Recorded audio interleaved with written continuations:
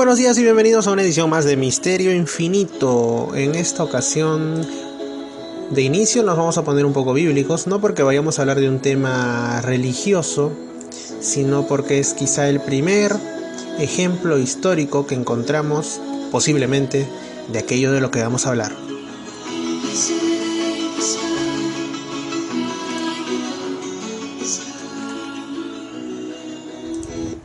Nos dice el libro de Daniel, capítulo 5, versículos del 1 al 31, que el rey Baltasar de Babilonia, cuya existencia histórica es confirmada por un cilindro de escritura, tengo entendido que cuneiforme debe ser para estas culturas, el cilindro de Nabónido. Este rey Baltasar de Babilonia hizo un banquete en el cual utilizó los vasos sagrados de oro y plata que pertenecían al templo de Salomón en Jerusalén, el centro de la religión judía.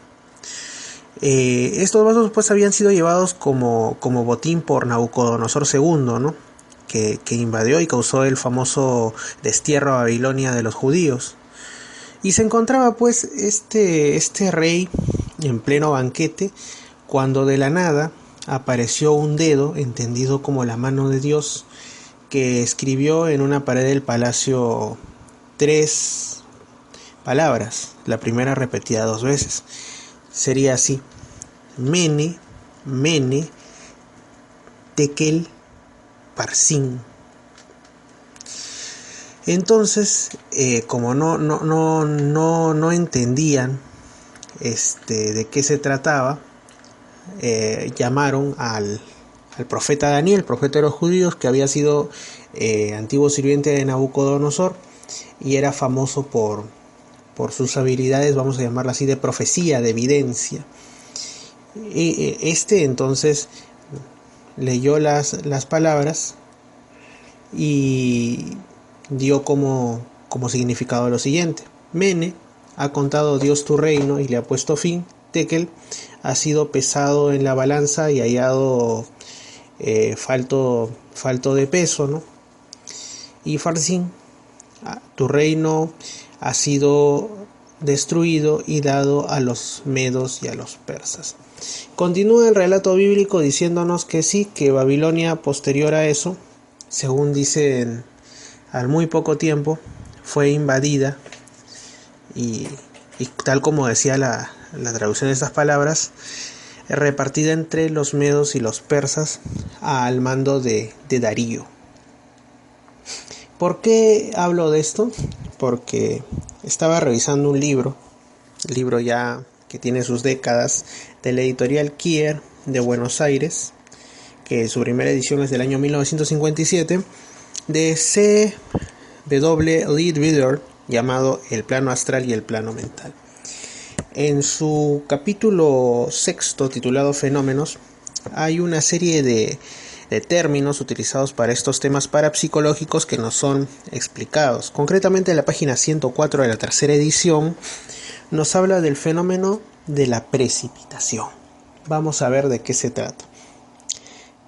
Precipitación. De este fenómeno se habla en algunos tratados teosóficos que aluden a la precipitación de cartas y dibujos que puede obtenerse por varios medios.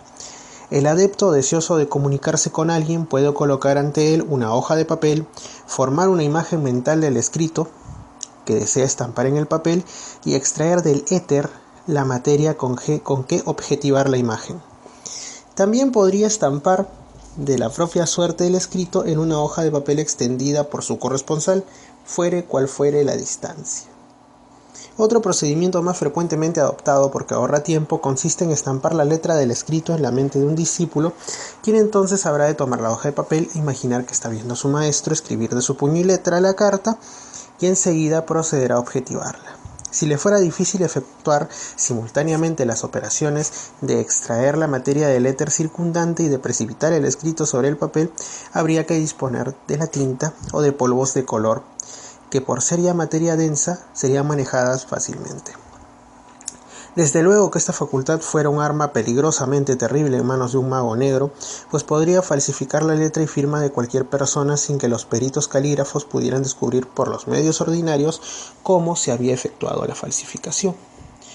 Un discípulo, definidamente relacionado con un maestro, tiene en la precipitación la prueba infalible de si un mensaje proviene o no auténticamente de su maestro, mientras que para otros la prueba de su origen estriba únicamente en el espíritu que se desprende del contenido del mensaje, pues el carácter de letra no sirve de prueba concluyente. En cuanto a la rapidez, un discípulo Nobel en la tarea de precipitación será tan solo capaz de visualizar unas cuantas palabras de una vez y apenas irá un poco más a prisa que si escribiera la carta a mano. Pero el ya experto en esta clase de labor podrá visualizar de un solo golpe todo un párrafo o quizás el mensaje entero. De esta suerte, en una sesión espiritista se precipitan a veces muy largas cartas en pocos segundos. Cuando se ha de precipitar un dibujo, o un grabado, o una pintura, el procedimiento es el mismo, con la única diferencia de que es indispensable visualizar el tema de un solo golpe.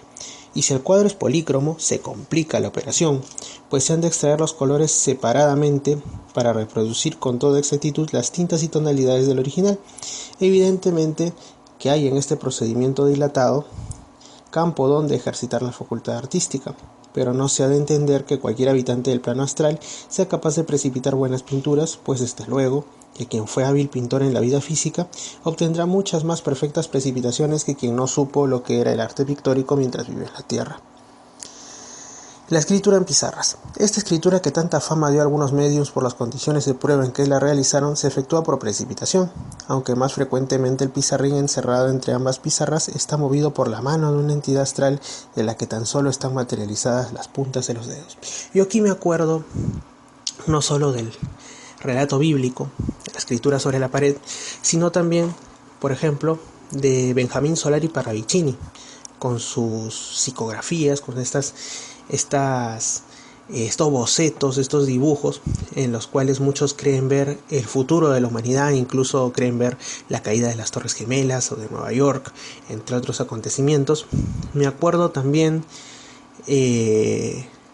por ejemplo, de cuando JJ Benítez se encontró, y lo narra en un libro, con, OVNIs SOS a la humanidad, con el grupo Rama en Chilca, y que le dicen que obtenían canalizaciones con seres extraterrestres o presuntamente extraterrestres a través de la escritura automática, la psicografía, como le decían, ¿no? Y también, por supuesto, otros grupos como el grupo Elron, que tiene su página en internet, que dicen comunicarse en sesiones mediúmnicas con Ron Hubbard, el fundador de la cienciología, de la dianética, quien les estaría pues dictando mediante escritura automática distintas respuestas a enigmas de la humanidad, ¿no? Son muchos los casos y da bastante que pensar. Entonces, ¿quién escribió esas palabras en la pared del rey Baltasar? ¿Fue efectivamente Dios directamente? ¿Se trató de alguna entidad astral, como dice aquí en la sección de escritura en pizarras, de la que tan solo están materializadas las puntas de los dedos? ¿Fue la actividad mental de alguna persona, quizá incluso del propio profeta Daniel, que estaba desde su desazón por el destierro y teniendo algunas habilidades mediúmnicas, dibujando por precipitación en la pared esas palabras a las que luego él daría significado porque ya las conocía? Es algo que nos deja pensando y que nos abre muchas posibilidades. Desde luego que en muchas sesiones mediúmnicas también se habla de esto, ¿no? De que es un espíritu el que está moviendo la mano de quien escribe, que a veces da respuestas sobre la vida del consultante, que en ocasiones pueden ser bastante acertadas, ¿no? Yo tengo el caso, por ejemplo, de un amigo cercano que decía, cuando entraba en trance después de sus meditaciones cristianas y su muy curiosa forma pentecostal de orar, le aparecían en su mente la figura de extrañas escrituras como jeroglíficos que él pues concrecionaba en un papel mediante tinta. En fin, da mucho que pensar. Desde Misterio Infinito, muchas